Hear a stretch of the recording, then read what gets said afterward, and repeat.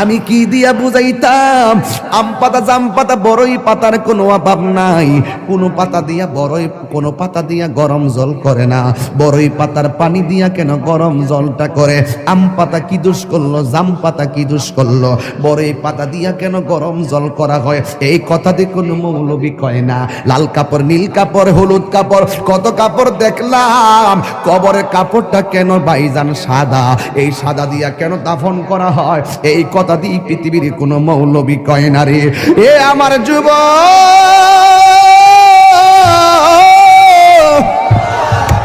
কি দিয়ে বুঝাবো কবরটা কেমন ডেঞ্জারাস?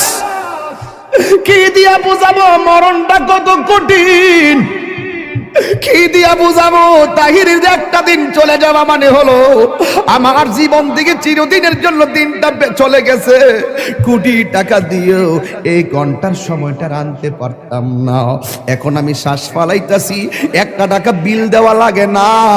নদীর পারে হাওয়া খাই, বিল দেওয়া লাগে না। পল্লী বিদ্যুতের ফ্যান বাতাস খাইলে বিল দেওয়া লাগে। আইসিইউতে ঢুকা গেলে দিনে 50,000 টাকা গোনা লাগে।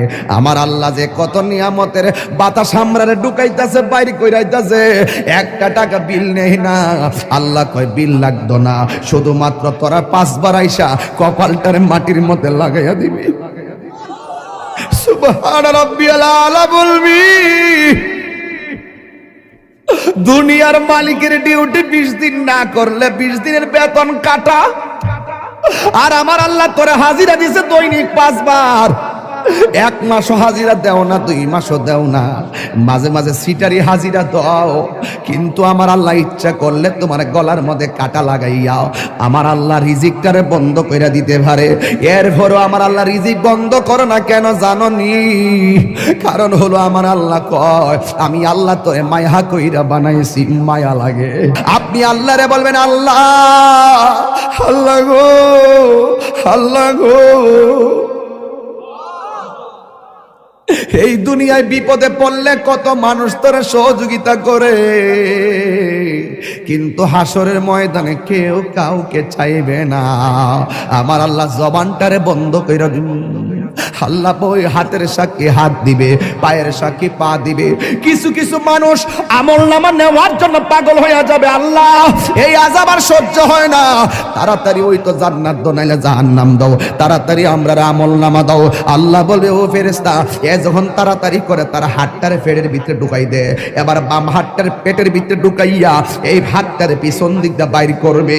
ওই বান্দা বলবে আল্লাহ তোমার কাছে আমলনামা চাইছি, তুমি কেন হাতটার পেটের ভিতরে এত কষ্ট করে ঢুকাইয়া দিলা? আমার তো নারী বুড়ি ছিঁড়া গেছে, এই হাতটারে পিছন দিক দিয়ে বাইর করলা। আল্লাহ বলবে তুই না আমলনামা চাইছস, তাহলে পিছন দিক দিয়ে তাকায়া দেখ। এবার ডাক দিয়ে বলবে আল্লাহ আমি তো তাকাইতাম পারি না, পিছনে কি দিছো আমি তো দেখি না। আল্লাহ বলবে ও ফেরেশতারা, ও কি আমলনামা দেখতে চায়? গাটটারে ভাঙ্গা দে। এবার গাটটা ভাঙ্গা পিছন দিক দিয়ে ফিরাইয়া দিব, তাকায়া দেখবো তার হাতের মধ্যে জাহান্নামের টিকিট। হায় রে, অনেক মানুষ আল্লাহর কাছে হাসরের মাঠে পানি চাইব, আল্লাহরে কইব আল্লাহ পানি পান করবো, পানি। আল্লাহ বলবে নাফরমানদের জন্য জাহান্নামের নিচ থেকে পুষ তুল, পুষ তুইলা দে পানি পান করার জন্য। জাহান্নামের নিচ থেকে পুষ তুলে দেওয়া হবে, ওই পুষগুলো তারা খাইতে থাকবে, সাথে সাথে জিহ্বাটা গলে পড়ে যাবে।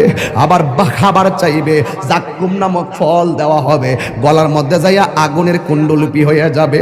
এই জন্যই তো মানুষের চেহারা দিয়া কাউরে আল্লাহ দোজখে দিবে না, এই জায়গার মধ্যে পশু পাখির চেহারা লাগাইয়া দোজখে দিবে। কারণ এই চেহারাটা হলো আল্লাহর কুদরতি রহস্য।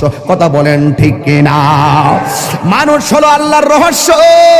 ও যুবক, এই মানুষই আল্লাহ দুনিয়ার দিকে নিব, কত বাহানা কইরা নেয়। ইমানদারের রূহটা যেই মাত্র নিয়ে যাবে, আল্লাহ একটা ফেরেশতারে ডাক দিয়ে বলবে ফেরেশতা জান্নাত থেকে একটা সাদা কাপড় ল। একটা সাদা কাপড় লইব, সাদা কাপড় লইয়া বলবে ইমানদারের কাছে যাও। রূহটা আজরাইলে বের করার সাথে সাথে ওই রূহটারে তুমি কাফন দিয়ে বাইন্ডিং কইরা ফেলাইবা। ও যুবক, এমন ভাবে রূহটারে বাইন্ডিং করব, এমন ভাবে বাইন্ডিং কইরা আসমান দিকে উড়াইয়া লইয়া যাইব, দেখতেই তো বড় ভয় লাগে। এমন ভাবে বুঝি তাহিরিরে বাইন্ডিং করব, এমন ভাবে বুঝি আপনারে বাইন্ডিং করব, দেখলই তো কেমন জানে লাগে, দেখলেই তো কেমন জানে লাগে। এইভাবে বুঝি আমার বাইন্ডিং করব। আল্লাহ বলে আজরাইল, হো আজরাইল রুহুটা লো। আবার কো জান্নাতের ফেরেশতা আমার ইমানদারের রুহুটারে জান্নাতের সাদা কাপড় দিয়া বাইন্ডিং কইরা ফেলাইবি। এবার ফেরেশতা এসে বাইন্ডিং করে কইরা আসমানের দিকে একটা উড়াল মারে। এবার আসমানে যায়, প্রথম আকাশের ফেরেশতা কই, ও ফেরেশতা যাওয়ার সময় দেখছি তোমার কোনো গ্রাণ নাই, কিন্তু এখন কোথায় থেকে খুশবু আসতেছে? কই এটা হইলো কথার কথা বলতেছে আর কি, যদি বাড়ি উড়ার ইমানদার হয় এমনে বলবে এটা হইলো বাড়ি উড়ার ইমানদারের রুহু লইয়া যাইতেছি। সাথে সাথে প্রথম আকাশের ফেরেশতা এই রুহুটারে সালাম দিব। এবার দ্বিতীয় আসমানে গেলে সালাম দিব, তৃতীয় আকাশে গেলেও সালাম দিব, চতুর্থ আকাশে গেলেও সালাম দিব, পঞ্চম আকাশে গেলেও সালাম দিব, ষষ্ঠ আকাশে গেলেও সালাম দিব, সপ্তম আকাশে গেলেও সালাম দিব রে বাবা। এবার যাওয়ার পরে আমার আল্লাহ ডাক দিয়া কয়, ও ফেরেশতা আর সামনে নিস না, আমি আল্লাহ ইমানদারের জন্য একটা বাড়ি বানাইছি। আর সামনে নিস না গো, আমি আল্লাহ একটা বাড়ি বানাইছি। ওই বাড়িটার নাম কি? বাড়ির নাম হলো কোরআনের ভাষায় হলো ইল্লিন। এই রুহুটারে ইল্লিনে রাইখা দে। আর এই দিক দিয়ে বাড়ি উড়ার এই আমার বাবার বডিটারে বাইন্ডিং করবার লাইগা বাড়ি উড়ার দোকান থেকে সাদা কাপড় আইনা বডিটারে বাইন্ডিং করলো। মানুষ আইব রে এক নজর দকিতে, মানুষ আইব রে। বিষয়টা দিছেন খুব কঠিন। মানুষ আইব রে এক নজর দেখিতে, মানুষ আইব রে। দেহ কাচার অচিন পাখি, দেহ কাচার ও চিন পাখি উইরা যেদিন যাইব রে, এক নজর দেখিতে মানুষ আইব রে। আমার যুবক ভাইরা, আমার মুরব্বী বাবাজিরা, আমি দেখতেছি অনেকে নগদ 1000 টাকা দিতেছে, অনেকে 500 টাকা দিতেছে, 100 টাকা দিতেছে, অনেকে 10 টাকা দিতেছে। আল্লাহ এই মাহফিলে হাজার হাজার মানুষ যারা এই মাদ্রাসার জন্য টাকা দিয়ে দিতেছে, টাকা দেওয়ার প্রতিযোগিতায় মাঠে নেমে গেছে। আল্লাহ মেহেরবানি করে তুমি সবার দান গুলাকে তোমার দরবারে কবুল আর মঞ্জুর করে নাও। জোরে জোরে বলো না আমিন। আমার যুবক ভাইরা, এরপরে যদি কেউ দিলটা নরম করে মাহফিলের জন্য মাঝে মাঝে 10,000 5,000 টাকা দিতে চান, আমার একটু মেহেরবানি করে বলবেন, আমি ওয়াজের মাঝখানে সবাই নিয়ে আপনার জন্য দোয়া করে দিয়ে যাব। মা বোনদেরকে বলবো, মা এই মাদ্রাসার জন্য 1,000 টাকা হলো আপনি দিয়া দেন। আপনার 1,000 টাকা নিয়ে আমরা গর্ব কইরা মাঠে যাইয়া মার্কেটে যাইয়া 2 বস্তা সিমেন্ট আইনা মাদ্রাসার কাজে লাগাইতে পারবো। একদিন আপনি থাকবেন না, এই টাকাগুলা একদিন মিজানের পাল্লাই কথা বলবে। এই দুনিয়ায় চিরদিন আমরা থাকবো না গো। ব্যাংকের মধ্যে টাকা আছে, এই টাকা দিতে চান না, ব্যবসার টাকা আছে দিতে চান না, কিন্তু একটা কথা মনে রাখবেন, মরণের কালে গেলে আপনার কবরের পা যাওয়ার আগে আগে মরণ আপনার সামনে আসবে। আপনার পাশে আপনার সন্তান বসে থাকবে, আপনার পাশে আপনার আপনজন বসে থাকবে, কিন্তু আপনার মরণের কষ্টের ভাগ আপনার সন্তান নিবে না। আপনার কবরে যদি আযাব হইব, এই কবরের আযাবের ভাগ আপনার সন্তান নিবে না, কিন্তু আপনার সন্তান ঠিকই আপনার ব্যাংকের টাকার ভাগ নেওয়ার জন্য কামরা কামড়ি শুরু করবে। আপনার সন্তান জমিনের ভাগ নেওয়ার জন্য পাগল হয়ে যাবে, কিন্তু আপনার কবরের ভাগ আপনার সন্তান নিবে না। এই জন্য আল্লাহ রাব্বুল আলামিন বলেছেন, মিনহা খলাকনাকুম ওয়া ফিহা নুঈদুকুম ওয়া মিনহা নুখরিজুকুম তারাতান উখরা। এই তো আমি পেয়ে গেলাম। দেখছেন ওয়াজের ভিতরে উত্তরপাড়া সিদ্দিক মিয়া মাছ ব্যাপারী, তিনি দিয়া দিলেন মাদ্রাসার জন্য ৫,০০০ টাকা। এই ৫,০০০ টাকা আমার কাছে ৫ কোটি টাকা মনে হয়। এই টাকাগুলা মাদ্রাসার কাজে লেগে গেলে একদিন হয়তো সে কবরে চলে যাবে, এই সওয়াবটা তার কবরে ফ্লেক্সি হতে থাকবে। আল্লাহ আপনি তার দানটাকে কবুল আর মঞ্জুর করে নেন। সবাই জবানটা খুলে বলুন আমিন। আল্লাহ বলছেন, এই মাটি থেকেই তোমাকে সৃষ্টি করা হয়েছে, এই মাটিতেই তোমাকে দাফন করা হবে, এই মাটি থেকে তুমি একদিন হাসরের ময়দানে উঠবে। আমার যুবক ভাইরা গভীর মনোযোগ, আমাকে বিষয় দিয়েছে কবরের আযাব আর হাসরের ময়দানের ভয়াবহতা।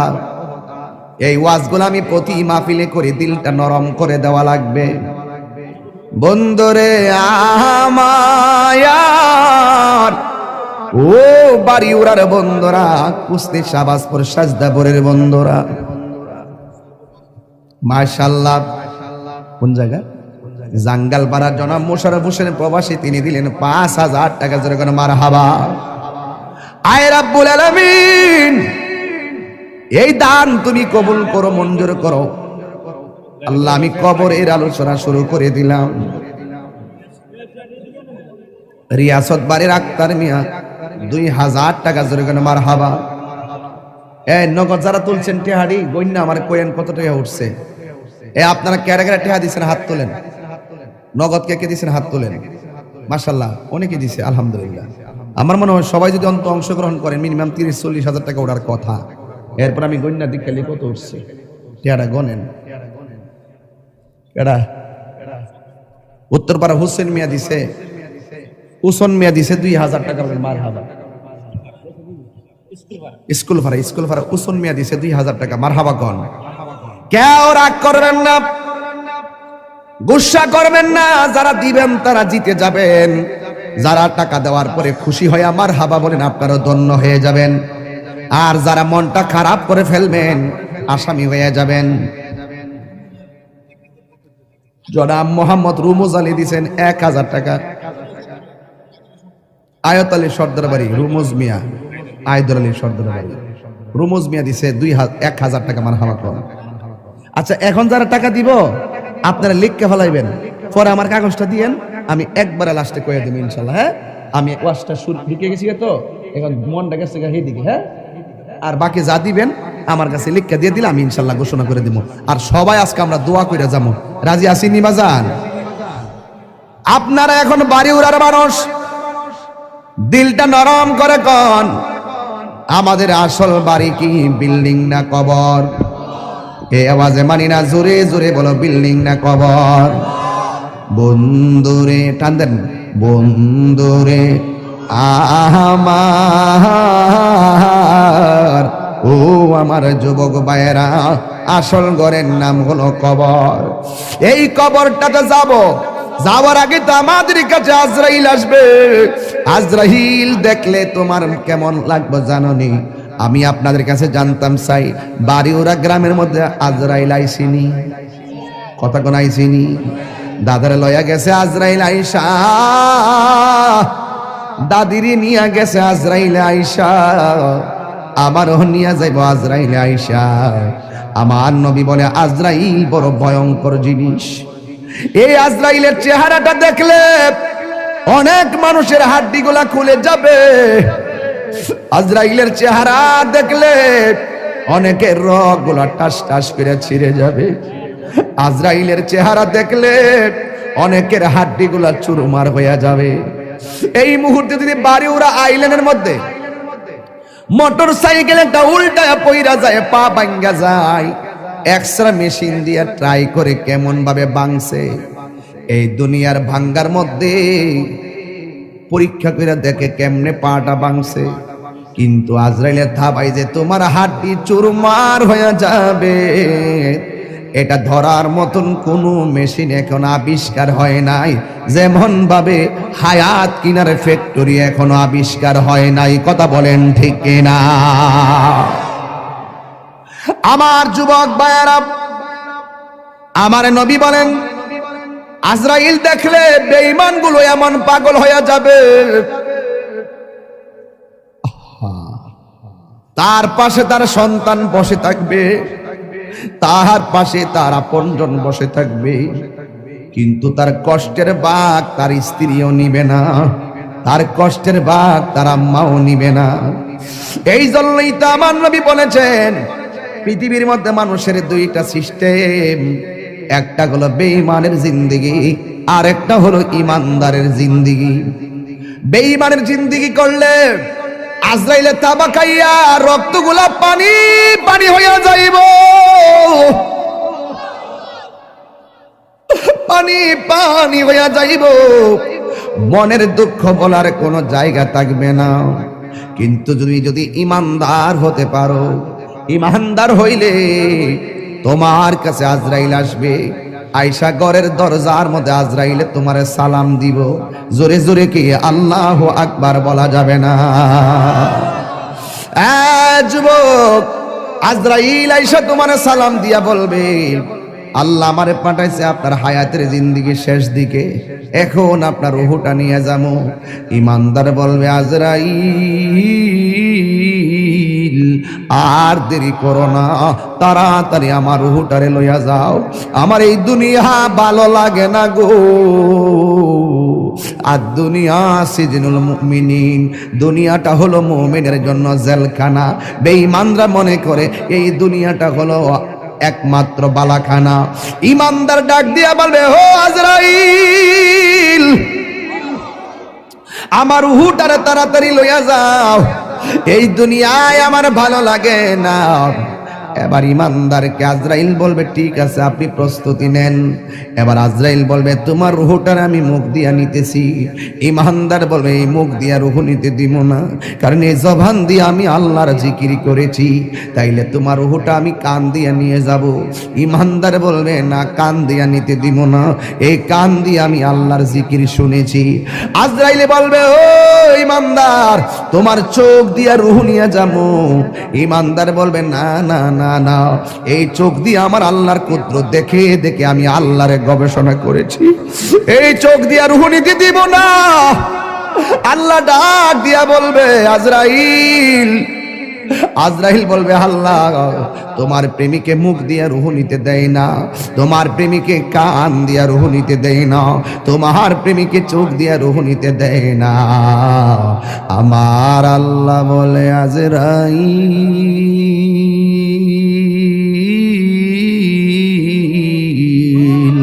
ও আজরাইল আমার বন্ধুর রূহটা যদি নিবা, আমার ইমানদার বান্দার রূহ যদি নিবা, তাইলে তোমার হাতের তালুর মধ্যে আমি আল্লাহর নামটা লেখো, আমি আল্লাহর নামটা লেখো, হাতের মধ্যে আল্লাহর নামটা লিখবো। আল্লাহর নামটা কেমন জানেননি? কয় আল্লাহর নামটা আল্লাহু লা ইলাহা ইল্লা হুয়াল হাইয়ুল কাইয়ুম। এরপর আল্লাহর শব্দটার হামজাটা বাদ দিয়া দেন, তাকে লিল্লাহি মা ফিস সামাওয়াতি ওয়াল আরদি, লাহু লিল্লাহ শব্দের লাম বাদ দিয়া দেন, তাকে লাহু মুলকুস সামাওয়াতি ওয়াল আরদি, লাহু শব্দের লাম বাদ দিয়া দেন, তাকে শুধুমাত্র হুয়াল্লাহুল্লাযী লা ইলাহা ইল্লা হু। এই জন্য আল্লাহর নামটা হলো আমার আল্লাহর ইসমে জাতের নাম। কথা বলেন ঠিক না?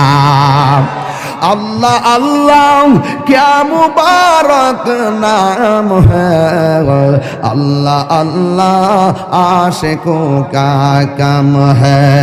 मकान चुश्ती नमाजी पंज़गाना फवाइलुल लिल मुसल्लिन अल्लज़ीना। जोरे जोरे के अल्लाहु আকবার বলা যাবে না।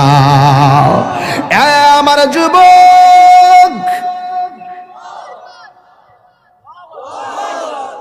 আজরাইল ইমানদার চোখের সামনে আল্লাহর নামটা যখন দেখবে, ওই ইমানদার আল্লাহর নামটা যখন দেখবে, সারা জীবন সে আল্লাহর নামে ফানা ছিল, সারা জীবন সে নবীর প্রেমে ফানা ছিল।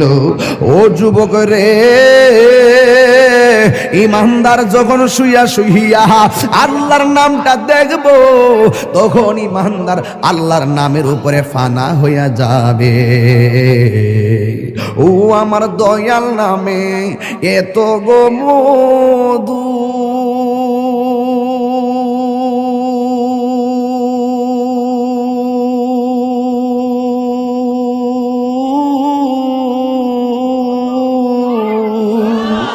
ভোরে আমরা রে কয়রাছে এ জাদু গো, ওরে দেখা দিয়া কুলে নিয়া, দেখা দিয়া কুলে নিয়া, নিবা মনের বেদনা, আমার মন হইয়াছে রে দেওয়ানা, আমার দয়াল নামে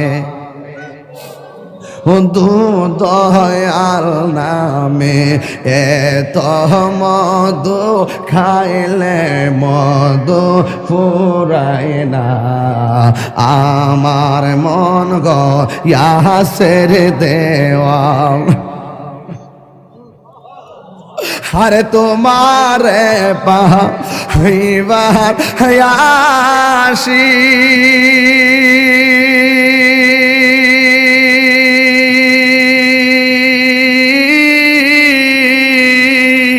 ঘুরতেছি কাঙালের বেশে গো, ওরে মরণ কালে দেখা দিয়া, মরণ কালে দিয়া নিবা ইয় যাত না, আমার মন হইয়াছে রে দেওয়া না, দয়াল নামে এত মধু, দয়াল নামে খাইলে মধু ফুরায় না, আমার মন গয়াসের দেওয়া না, আমার মন গয়াসের দেওয়া না। একটা জবান বন্ধ রাখবেন না, জবানটা খুলে বলু সুবহানাল্লাহ। হে আমার বন্ধুরি, ও বাড়িওয়ালার বন্ধুরা, ও আমার মইনদের বন্ধুরা, ও আমার সাজদাপুরের বাবা, কুস্তির বাবা, বুড্ডার বাবা, যত জায়গা থেকে আসছে রে বাবা, ও মল্লেশ্বরের বাবা, আমার আল্লাহ বলে আজরাইল তোমার হাতের তালুর মধ্যে আমি আল্লাহর নামটা লেখো, আল্লাহর নামটা দেখে ইমানদার আল্লাহর নামে ফানা হইয়া যাবে। এই সুযোগে আজরাইলে ইমানদারের রূহটার সার্জারি কইরা লইয়া যাইব। ইমারে বাবা ছোট বাচ্চা মায়ের স্তন থেকে দুধ পান কইরা যেমনে ঘুমায়া গেলে টের পায় না, ইমানদার বাড়ি ওরা ভাঙ্গা ঘরে এমন ভাবে ঘুমায়া যাইব যারা পরিমাণ কোনো টের পাবে না। আর জোরে জোরে কন্যা আল্লাহু আকবার। এই জন্য আমার যুবক আল্লাহ কয় এই মাটি থেকে তোরে বানাইলাম, এই মাটিতেই তোরে দাফন করা হবে। আপনি চলে গেলেন, আপনাকে বড়ই পাতার গরম জল দিয়া গোসল করাইতেছে। কেহ লইল আতর লোবান, কেহ লইল জল। আমি কি দিয়া বুঝাইতাম? আম পাতা, জাম পাতা, বড়ই পাতার কোনো অভাব নাই। কোনো পাতা দিয়া বড়ই, কোনো পাতা দিয়া গরম জল করে করে না, বড়ই পাতার পানি দিয়া কেন গরম জলটা করে? আম পাতা কি দোষ করলো, জাম পাতা কি দোষ করলো, বড়ই পাতা দিয়া কেন গরম জল করা হয়? এই কথা দিয়ে কোনো মৌলবি কয় না। লাল কাপড়, নীল কাপড়, হলুদ কাপড়, কত কাপড় দেখলাম, কবরের কাপড়টা কেন ভাইজান সাদা? এই সাদা দিয়া কেন দাফন করা হয়? এই কথা দিয়ে পৃথিবীর কোনো মৌলবি কয় না রে। এ আমার যুবক,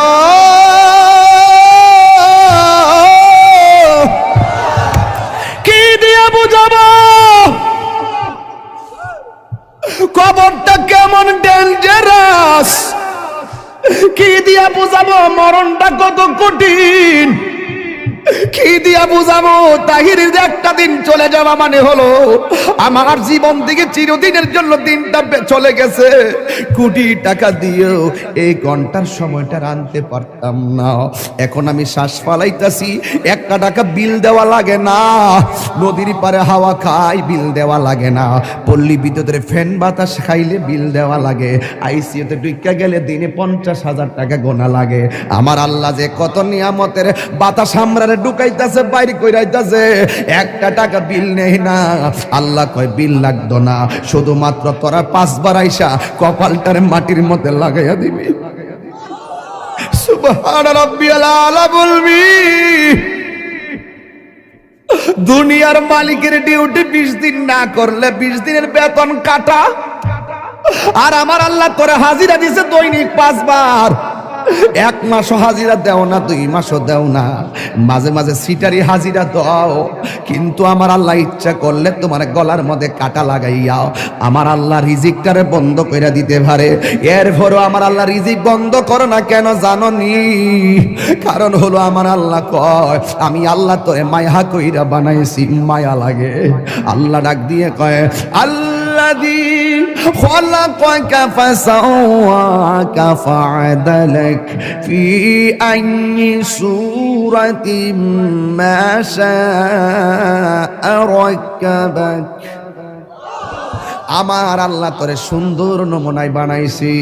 এই জন্য আমার আল্লাহকে খলাকতু বিয়াদাইয়া, আল্লাহ এই চেহারাটারে নিজের হাতে বানাইছে। আল্লাহ বলে মিনহা খলাকনাকুম, আমি এই মাটি থেকে তোরে বানাইছি, মানে আদমরে বানাইছে।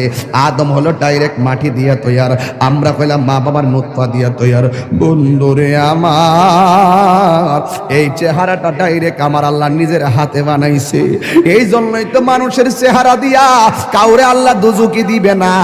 এই জায়গার মধ্যে পশু পাখির চেহারা লাগাইয়া দোজকে দিবে, কারণ এই চেহারাটা হলো আল্লাহর কুদরতি রহস্য। কথা বলেন ঠিক কিনা?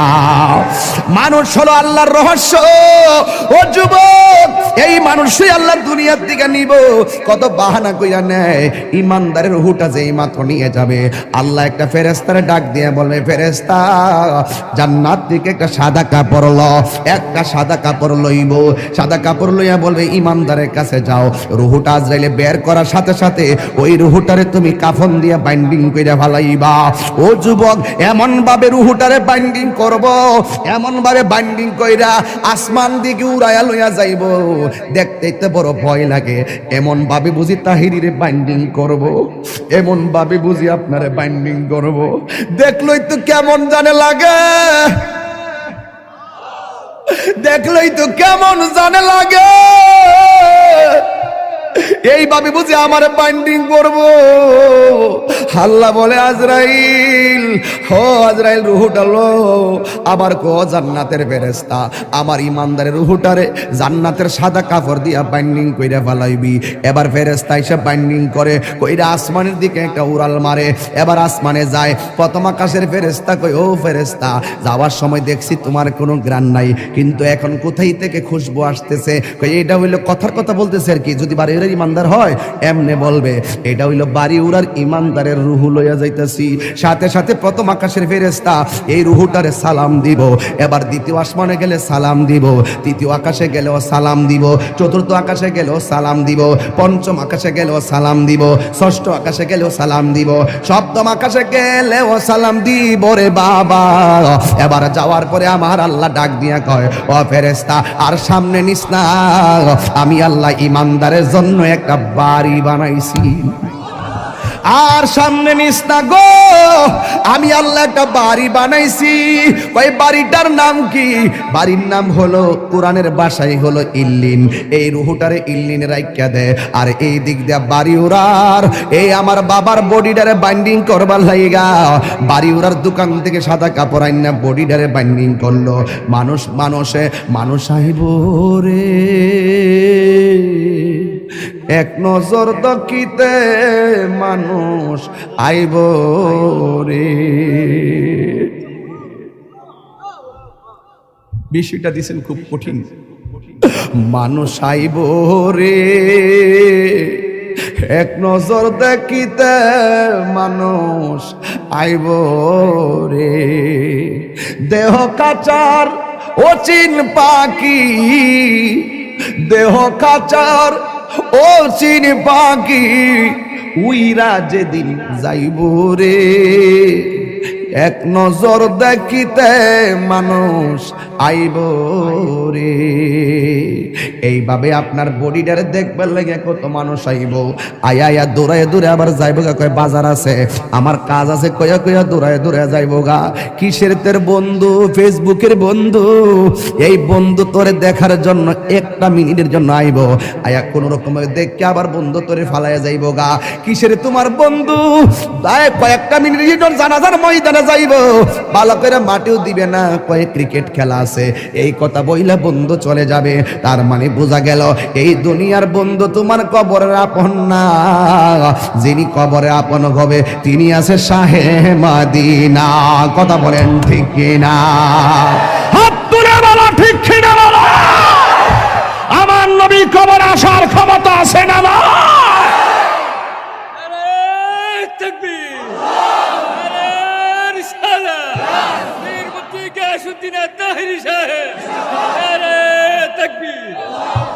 আল্লাহু আকবার বলেন। এবার ইমানদারের রুহু হলো ইল্লিনে, বডি হলো বাড়িউরা।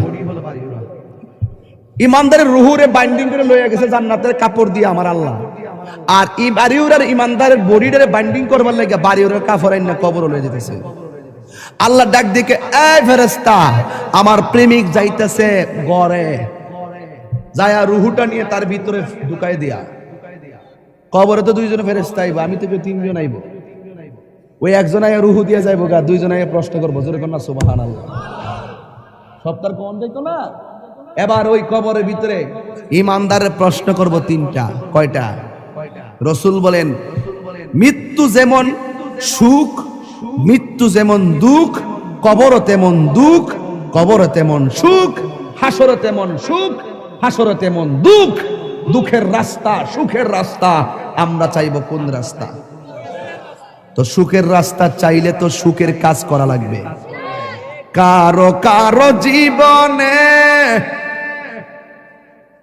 দুঃখগুলি সুখ হয় না, আহমদ সে সুখের, নূর নবী সে সুখের আলোকিত আয়না। আর রঙে রঙিন হলে দুঃখগুলি আর দুঃখ রয় না সবার জীবনে। আল্লাহুম্মা সাল্লি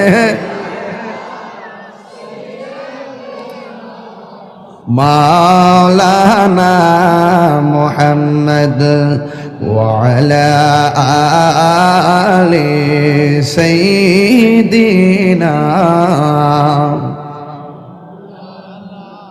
বাজান, আপনারা যদি কেউ উঠেন আমি কষ্ট পাবো। আমি আসল ঘরের ওয়াজ করতেছি। যদি কেউ মন খারাপ করেন আর ডান বাম সান আর মুখে হাসি আসে, তাইলে আপনার মুসিবত। কেরে? আসল ঘরে না। রাসূল বলছেন কবর হইল আখিরাতের প্রথম মঞ্জিল। ওই প্রথম মঞ্জিলের কথা বলতেছি। আর আপনি যদি ফেসবুক চালানো ওয়াজে বসে বসে, সেটা দুঃখজনক। আমার দিকে তাকান, কবরে সুখ আছে কিনা? রাসূল বলেন বেনামাজের জন্য কবরে তিনটা শাস্তি। আমাদের খলিল রেজা সাহেব এখানে নামাজ পড়ান, ভালো আলেম। আমার বড় কষ্ট হয়, আল্লাহ রাসূল এই কথাটাই বলছিলেন, মসজিদে যখন জামাত হয়, আমি যখন দেখি কেউ ঘরে বসা, আমার মনে চায় তার ঘরটারে আমি আগুন দিয়ে জ্বালাই দিই। আমার খুব ব্যথা লাগে যখন মসজিদে জামাত হয়, আপনি দোকানে আড্ডা দেন, মনে হয় যেন কবরে শুধু আমরাই যাবো, আপনারা যাইতেন না। রাসূল বলেন কবরে বেনামাজির জন্য 3টা শাস্তি লিখে রাখেন। নাম্বার 1, কবরে দেওয়ার পরে 2 পাশের মাটি 2 প্রান্তে চলে যাবে। এই ছেলে, এই বসো।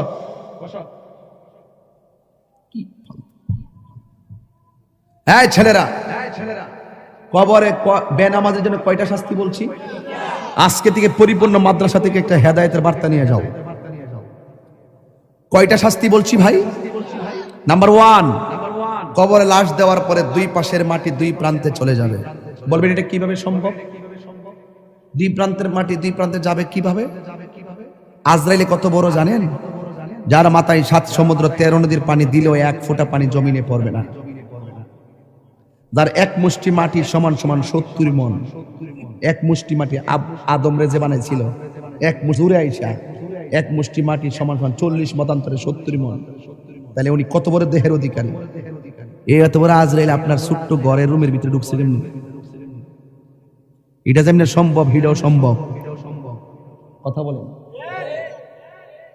2 প্রান্তে চলে যাবে। বেনামাজির জন্য কবরে 3টা শাস্তির একটা শাস্তি হলো 2 পাশের মাটিগুলো এসে তোমাকে এমন জোরে চাপা দিবে, ডান পাশের হাড্ডিগুলো বাম পাশের ভিতরে ঢুকে যাবে। বাম পাশের হাড্ডিগুলো ডান পাশের ভিতরে ঢুকে যাবে। রাসূল কি বার্তা দিয়েছে শুনেন। আল্লাহর হাবিব বলছেন ওই সময় সে একটা চিৎকার যে দিবে, এই কান্নার আওয়াজ যদি তার পরিবার পরিজন দুনিয়ার মানুষ শুনতো, তাহলে ওই মানুষটার কানের পর্দা ফেটে সাথে সাথে মারা যেত। আল্লাহ! বিকট আওয়াজ হবে। রাসূল বলেন এই আওয়াজ যদি পৃথিবীর কাহারও কানে লাগতো, তাহলে মানুষের পর্দা, কানের পর্দা ফেটে মারা যেত। গরু, ছাগল, চতুষ্পদ জন্তু যারা, তারা কবরের আযাবের আওয়াজ শুনে। আপনি জানেন না তো, হাদিসের ভাষায় দেখেছি কবরের ভিতরে মানুষগুলা যে কান্নাকাটি করে, এত ভয়ঙ্কর হাউমাউ, ঝগড়া লাগলে বলছে না কাউ কাউ, কি আওয়াজ হয়? আল্লাহ বাঁচাও, আর পারছি না, আল্লাহ তুমি বাঁচাও, আর আগুন সহ্য হয় না, সাপের দংশন সহ্য হয় না। মাঝে মাঝে দেখবেন গরু ছাগলগুলো ঘাস খায়, হুট করে দাঁড়ায় থাকে, হুট করে রশি ছিঁড়ে দূর মারে। কেন? ওরা কবরে আযাবের কান্নাকাটির আওয়াজ শুনে। এই কাউ মাউ যদি দুনিয়ার মানুষ শুনতো, রাসূলকে জিজ্ঞেস করে, রাসূল চতুষ্পদ জন্তু কথা বলতে পারে না, তারা কবরে আওয়াজ শুনে, মানুষ কেন শুনে না? রাসূল উত্তর দিলেন, মানুষ যদি কবরে আযাব শুনতো, তাইলে মানুষ দিন দরদ ছাইরা দিয়া মানুষ পাগল হইয়া, হার্ট ফিল হইয়া মারা যেত। গভীর মনোযোগ, কবরের আলোচনা করতে বলেছেন, তাই সাইড লড়ব না। মাটি তোমাকে এমন ভাবে চাপা দিবে, কোটিপতি হইয়া কবরে দোহাই দিলে চলবে না আমি কোটিপতি ছিলাম। এই কবরের মাটি তোমাকে মাটির সঙ্গে মিশাবে, কিন্তু মরণ হবে না। আপনি আল্লাহকে বলবেন, আল্লাহ আর সহ্য হয় না, একবারে আমরা মাইরা ফালাও, হাড্ডিগুলো গোড়া হয়ে গেছে, আর সহ্য হয় না গো মালিক। এই হলো বেনামাজির কবরের মাটির আযাব। এখন বলবেন মাটি কেন চাপা দিব, তার রহস্য কি শুনে যান। এই মাটির উপরে চইল আল্লাহ কয়, মিনহা খলাকনাকুম, এই মাটি দিয়ে তোমাকে সৃজন করা হয়েছে, ওয়া ফিহা নুঈদুকুম, এই মাটিতেই তোমাকে দাফন করা হবে। মাটি কেন চাপা দিবে জানোনি? এই মাটির উপরে চলে চলে তুমি আল্লাহর সঙ্গে নাফরমানি করেছো, এই জন্য মাটি তোমাকে চাপা দিয়ে মাটি প্রতিশোধ নিবে। এই জন্য যুবক, রাত্রে গুনাহ করতে গেলে খেয়াল কইরো কবর আযাবের কথা, উপেনে গুনাহ করতে গেলে আল্লাহর কথা চিন্তা কইরো।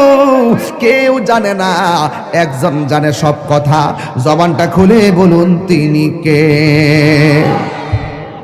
বেনামাজির জন্য প্রথম শাস্তি হলো কবরের মাটির চাপ। এখন বলবেন হুজুর 2 নম্বর শাস্তি কি? 2 নম্বর শাস্তি হলো কবরে দেওয়ার পরে জাহান্নামের আগুনের একটা উত্তাপ দেওয়া হবে। এই উত্তাপটা দুনিয়ার আগুনের 70 গুণ বেশি তাপ হবে। আল্লাহরে বলবো, আল্লাহ আর সহ্য হয় না, বাঁচাও। কিন্তু ওই জায়গার মধ্যে আগুন নিভাবার কোনো ফায়ার সার্ভিস নাই। এই মুহূর্তে তাহিরের উপরে যদি আক্রমণ আসে, কিছু লোক হলেও আপনারা আমার পক্ষে কথা বলবেন। খলিল সাহেবের উপরে আক্রমণ আসলে কিছু লোক হলেও আপনারা কথা বলবেন। বাড়ি ওরা যদি একটা বংশের নাম কোনচান দিয়ে চেয়ারম্যান সাহেব, চেয়ারম্যান সাহেবের বাড়িতে যদি আগুন লাগে বা আমার বাড়িতে আগুন লাগলে পাশের বাড়ির মানুষকে আগুন নিভাতে যাবে না ভাই? যাবে না? যাবে না? আমার বাড়িতে আগুন লাগলে পাশের বাড়ির মানুষ আগুন নিভাতে যাবে, কিন্তু ঘরের পাশে কবরে আগুন দাউ দাউ করে জ্বলতেছে, আগুন নিভাইবার কোনো ব্যবস্থা আসেনি রে বাবা। এই জন্য বেনামাজির কবরে আগুন ধরে দিবে, অবস্থা ভয়াবহ হবে। 3 নম্বর বেনামাজির কবরে 3 নম্বর শাস্তি হলো, বেনামাজির কবরে একটা সাপ ঢুকবে, যেই সাপের দাঁতগুলো হবে 70 গজ লম্বা, চোখগুলো হবে দুনিয়ার আগুনের চাইতে 70 গুণ লাল। ওই সাপটার মাথায় থাকবে মহিলাদের চুলের গোছার মতন চুল। ওই সাপের গায়ের মধ্যে দুর্গন্ধ থাকবে। আমরা একটা সাপের দুর্গন্ধ সহ্য করতে পারি না, নাকে ধরে যাই, লাশের গন্ধ সহ্য করতে পারি না।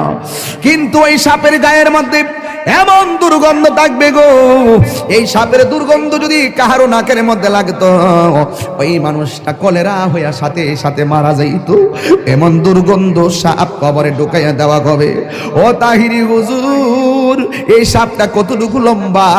বুখারী শরীফের হাদিস খুললা দেখেন, এই সাপের দৈর্ঘ্য হলো 450 কিলোমিটার লম্বা। এমন বিষাক্ত সাপ তোমার পায়ের মধ্যে সুবল দিবে না, তোমার কপালের মধ্যে সুবল দিবে না। কারণ মানুষের বডির ভিতরে কোন দিক দিয়ে শয়তান মানুষের ভিতরে ঢুকে জানেননি? কান দিয়া ঢুকে না, নাক দিয়া ঢুকে না, চোখ দিয়া ঢুকে না, শয়তান মানুষের ভিতরে প্রবেশ করে নাভি দিয়া, নাভি দিয়া।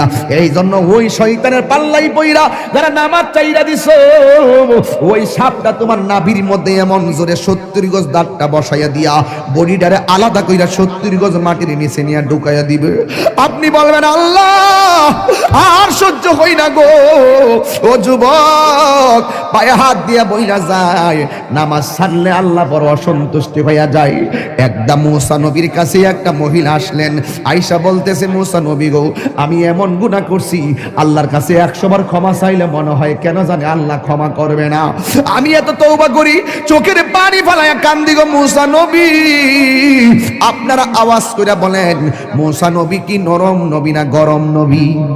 মুসা নবীর আয়েশা বলে, নবী গো, আমি এমন গুনাহ করছি আমার আল্লাহ ছাড়া কেউ জানে না, কিন্তু আমি এমন ভাবি আল্লাহর কাছে ক্ষমা চাই, কিন্তু আমার আল্লাহ ক্ষমা করবে কিনা আমি জানি না। কেন জানে মনে হয় আমার আল্লাহ আমাকে ক্ষমা করবে না। এবার মুসা নবী ডাক দিয়ে, গো পাগলনি, তুমি কি এমন গুনাহ করছো যে এই গুনাহের কারণে আল্লাহর কাছে তওবা করার পরও তোমাকে তওবাটা কবুল হবে কিনা তুমি মনে করতে পারো না? এবার মহিলা ডাক দিয়ে বলে, নবী গো, আপনি তো আল্লাহর সঙ্গে কথা বলেন, আপনি আল্লাহরে যাইয়া আমার নামটা ধরে কইবেন, আমি মহিলার দোয়া আল্লাহ কবুল করছেনি, আমার গুনাহগুলো আল্লাহ মাফ করছেনি। এবার মুসা নবী ডাক দিয়ে, মহিলা, তুমি কি এমন গুনাহ করছো যেই জন্য তোমার কথা আল্লাহর কাছে গিয়ে আমি তুলে ধরার জন্য বলেছ? এবার মহিলাটা ডাক দিয়ে বলে, নবী গো, আমি একটা অন্যায় করছি। কই কি অন্যায়? কই আমার বিয়ে হয় না, কিন্তু আমি একটা মানুষের সঙ্গে অবৈধ মেলামেশা করেছি। এরপরে আমি বুঝতে পারি নাই আমার পেটের মধ্যে একটা সন্তান চলে এসেছে। এখন মনে মনে ভাবলাম এই সন্তানটার আমি কি করব, কিন্তু মারার তো কোনো পদ্ধতি পাইলাম না। আমি একটা আস্তে আস্তে কোনো রকম ভাবে কাপড় চোপড় দিয়া দিয়া চলাফেরা করি, মানুষকে আমি বুঝতে দেই না যে আমি হামেলা।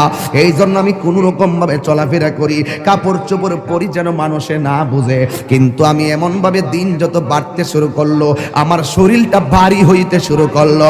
শেষ পর্যন্ত যখন 6-7 মাস হলো, মানুষ আমারে দইরা ফেলাইবো আমার অস্বাভাবিক অবস্থা দেখলে। এরপর আমি জঙ্গলে জঙ্গলে যায়া যায়া ঘুরছি যেন মানুষ আমারে ধরতে না পারে। ও নবী গো, নবী গো, নবী গো, আপনি জানেননি গো, আমি যখন দেখলাম 10 মাস 10 দিন হয়ে গেল, একদিন আমার পেটের ব্যথা উঠে গেল, মনে হয়েছে যেন আমার সন্তানটা হইব। কোনো দাইমারে ডাকলে শাস্তি হইয়া যাইব, কোনো দাইমারে ডাকলে সাক্ষী হইয়া যাইব, কোনো মহিলারে ডাকলে সাক্ষী হইয়া যাইব।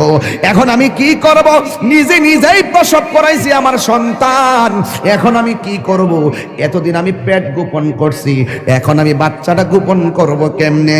এক তো আমি জিনা কইরা গুনাহ করলাম, 2 নম্বর সন্তান হইয়া গেছে, এখন আমি সন্তানটা লোক সমাজে লইয়া গেলে আমি কলঙ্কিনী হইয়া যাইব। মুসা নবী, আমি কি ভয়ঙ্কর গুনাহ করছি জানেননি? আমি জঙ্গলার ভিতরে বাচ্চাটা হওয়ার পরে জিন্দা সুন্দর একটা ফুটফুটে বাচ্চা, এই বাচ্চাটার আমি গলার চিপ দিয়া মাইরা ফেলাইছি। এই জন্য আমি জিনা কইরা গুনাহ করছি, এক অপরাধ।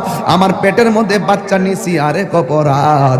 এই বাচ্চা হওয়ার পরে আমি গলা চিপ দিয়া মাইরা ফেলাইছি, এটা আমার অপরাধ। এবার মুসা নবীর ইয়া মুসা কালিমুল্লাহ, মাফ হইবনি গো, আমার গুনাহ মাফ হইবনি। মুসা নবী তো গরম নবী, মুসা নবী ডাক দিয়া কম বক্তার মহিলা, যাও যাও, এখান থেকে চলে যাও, এখান থেকে চলে যাও, এখান থেকে চলে যাও। হিন্দি মিন টাইমে মহিলা ডাক দিয়া কয়, মুসা নবী গো, অনেক আশা ভরসা লইয়া আপনার কাছে আসছিলাম, আপনি আমারে তাড়াইয়া দিতেছেন, কিন্তু এখন আমি কি করব? এবার মুসা নবী কয়, না না, তুমি যে অন্যায় করছো তোমার কোনো ক্ষমা হওয়ার কথা না। এই মুহূর্তে আল্লাহ ডাক দিয়ে কয়, ও মুসা রে, ও মুসা, যে অপরাধটা তুমি বড় মনে করছো, এর চাইতে আরো বড় গুনাহ আছে, তুমি জানো নি? যেই গুনাহ করলে আমি আল্লাহ এর চাইতে আরো বেশি অসন্তুষ্টি হইয়া যায়। কয় কি? কয় যারা ইচ্ছা করে নামাজ চাইরা দে, ওই বান্দার উপরে আমি আল্লাহ এর চাইতে বেশি বেজার হইয়া যায়। এই জন্য যুবক, কবরের শাস্তি বড় ভয়ঙ্কর। নামাজের শাস্তি 3টা। 1 নম্বর কবরটা হয়ে যাবে সংকুচিত, 2 নম্বর কবরে সাপ আসবে, 3 নম্বর কবরে আগুন ধরাইয়া দেওয়া হবে।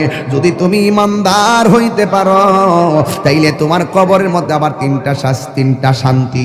1 নম্বর হইল তোমার কবরের ভিতরে আমার আল্লাহ জান্নাতের বিছানাটা পাঠাইয়া দিবে। 2 নম্বর হলো এই কবরে শোয়ার পরে ডান দিকে তুমি তাকাইলে একটা নূরের বাতি দেখতে পারবা।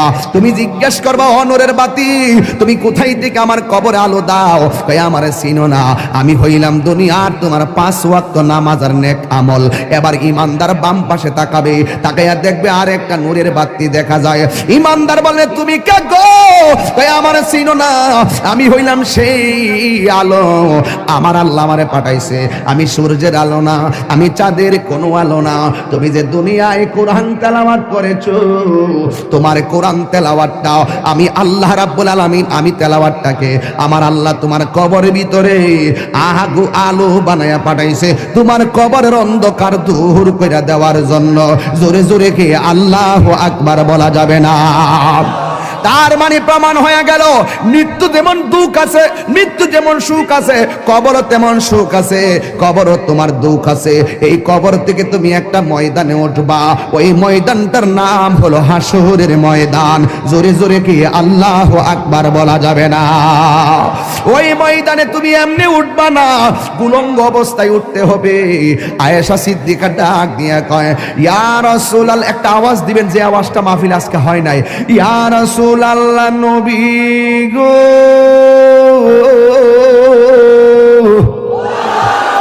ইয়া রাসূলুল্লাহ, আপনি যে বললেন এই কবরস্থান থেকে কবর থেকে মানুষে হাসরের ময়দানে উলঙ্গ অবস্থায় উঠবে, একজনের লজ্জাস্থান তো আরেকজনে দেখা পালাইব।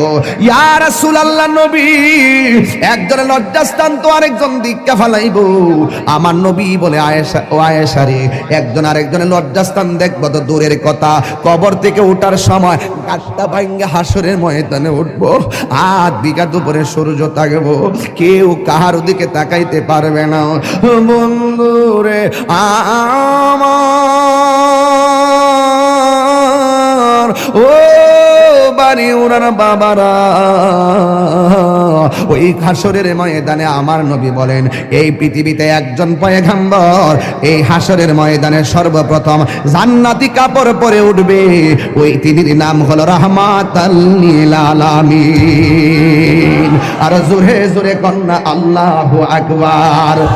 এই জন্য যুবক ভাইয়েরা আমার, আল্লাহ রাব্বুল আলামিন কুরআনুল কারীমের মধ্যে সুন্দর করে ইরশাদ করেছেন, কুল্লু মান আলাইহা ফান, এই পৃথিবী সব ধ্বংস হয়ে যাবে, ওয়াজহু রাব্বিকা যুল জালালি ওয়াল ইকরাম, যিনি ছিলেন তিনি আছেন তিনি থাকবেন, সেই মনিবের নাম আল্লাহ। তিনি হাসরের ময়দানে বলবেন লিমানিল মুলকুল ইয়াউম, আজকে রাজত্ব কার? ওই দিন আমার আল্লাহ রাজত্ব প্রকাশ পাবে ভালো কইরাই। ওই দিন আমার আল্লাহ দুইটা রং ধারণ করবে, একটা রং হলো কাহার, আর একটা হলো রহিম। কাহার যখন হবে, আল্লাহর সামনে আদম নবী কথা বলতে পারবে না, ইব্রাহিম নবী কথা বলতে পারবে না, কিন্তু আমার আল্লাহ কাহার হবে। হাসরের ময়দানে মানুষ আল্লাহর কাছে বড় পেরেশানি দেখাবে, আল্লাহর ডাক দিয়ে বলবে আল্লাহ, ও আল্লাহ, আজকের দিন কোন দিন? কারণ আমার নবী বলেছেন হাসরের ময়দানে কেউ থাকবে গিরা পানিতে, কেউ থাকবে হাঁটু পানিতে, কেউ থাকবে কোমর পানিতে, কেউ থাকবে গিরা পানিতে। এই পানিগুলা কিন্তু মেঘনা নদীর পানি না, এই পানিগুলা হলো নিজের গামের পানি। যার গুনাহ যেমন তার শরীরতে ঘাম ঝরবে তেমন। এই গরম পানি কেমন জানেননি? দুনিয়ার আগুনের চাইতে 70 গুণ গরম থাকবে সেই পানি। ওই পানিতে যখন আপনার পা থাকবে, হাড্ডি থেকে গোশতগুলো আলাদা খুলে গিয়ে আপনি কঙ্কাল হয়ে যাবেন। ওই কঠিন মুসিবতের সময় আপনার হাড্ডির মধ্য থেকে গোশত আলাদা হয়ে যাবে।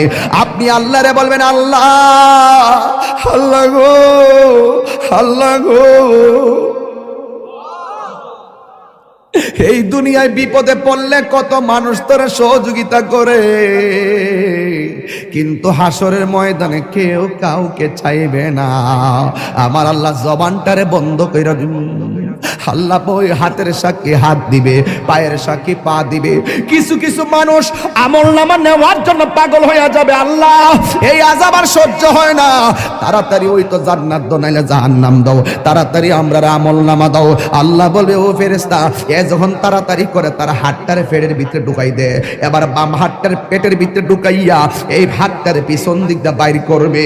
ওই বান্দা বলবে আল্লাহ তোমার কাছে আমলনামা চাইছি, তুমি কেন হাতটার পেটের ভিতরে এত কষ্ট করে ঢুকাইয়া দিলা? আমার তো নারী বুড়ি ছিঁড়া গেছে, এই হাতটারে পিছন দিক দিয়ে বাইর করলা। আল্লাহ বলবে তুই না আমলনামা চাইছস, তাহলে পিছন দিক দিয়ে তাকায়া দেখ। এবার ডাক দিয়ে বলবে আল্লাহ আমি তো তাকাইতাম পারি না, পিছনে কি দিছো আমি তো দেখি না। আল্লাহ বলবে ও ফেরেশতারা, ও কি আমলনামা দেখতে চায়, গাটটারে ভাঙ্গা দে। এবার গাটটা ভাঙ্গা পিছন দিক দিয়ে ফিরাইয়া দিব, তাকায়া দেখবো তার হাতের মধ্যে জাহান্নামের টিকিট। হায় রে, অনেক মানুষ আল্লাহর কাছে হাসরের মাঠে পানি চাইব, আল্লাহরে কইব আল্লাহ পানি পান করমু, পানি।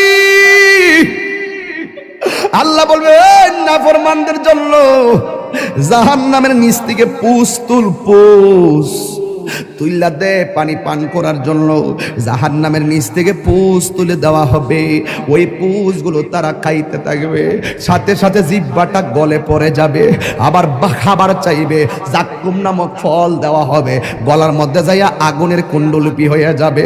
আল্লাহরে ডাক দিয়ে বলবো আল্লাহ তোমারে কইছি একটু পানি দাও, এমন পানি দিলা। আবার কিছু বান্দা বলবে আল্লাহ আমার আরো পানি দাও। আল্লাহ বলবে এই বান্দাগুলারে ওই পানিটা পান করাইয়া দে যে এই পানি এক ফোঁটা পান করলে জীবনেও আর পানি তৃষ্ণা লাগবে না। এবার তাদেরকে হাউজে কাউসারে পানি পান করানো হবে। ওই বান্দারা বলবে, আল্লাহ আমরাও তোমার বান্দা, তারাও তোমার বান্দা, আমরা তোমার রব জানি, তারাও তোমার রব জানছে। আল্লাহ আমরা পাইলাম জাহান্নামের পুজোরে পানি, ওরা কেন পাইলো হাউজে কাউসারের পানি?